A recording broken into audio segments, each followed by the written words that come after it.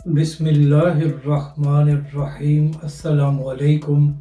मैं हूं अली असगर और आप देख रहे हैं मेरा यूट्यूब चैनल।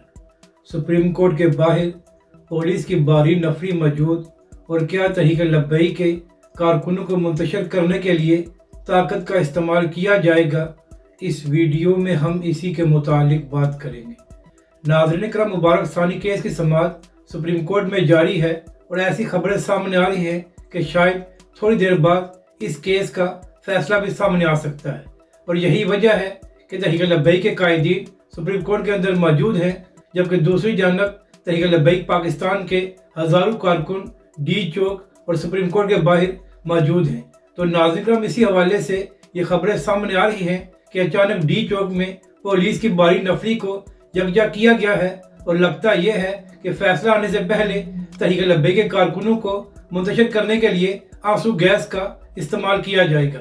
नाज़रीन करम, जो लोग वहां पर मौजूद हैं उनकी जानब से ये खबरें दी जा रही हैं कि इस वक्त पुलिस ने पूरी तैयारी की है और उन लोगों ने आंसू गैस के शेल को भी तैयार किया हुआ है, जिससे लगता यह है कि वो तहरीक लब्बई के कारकुनों को मुंतशिर करने के लिए ताकत का इस्तेमाल कर सकते हैं।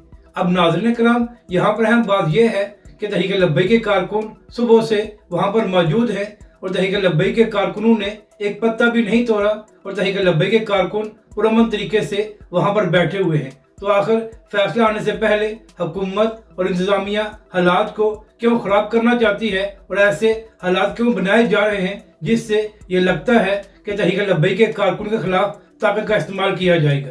नाज़रीन करम, जब तहरीक लब्बई के कारकुन पुरअमन तरीके से बैठे हुए हैं और तहरीक लब्बई के लोगों ने कानून को हाथ में नहीं लिया और ना ही उनकी जानब से तोड़ फोड़ की गई है, तो फिर ऐसी खबरें क्यों फैलाई जा रही हैं जिससे हालात खराब हों और कशीदगी बढ़े।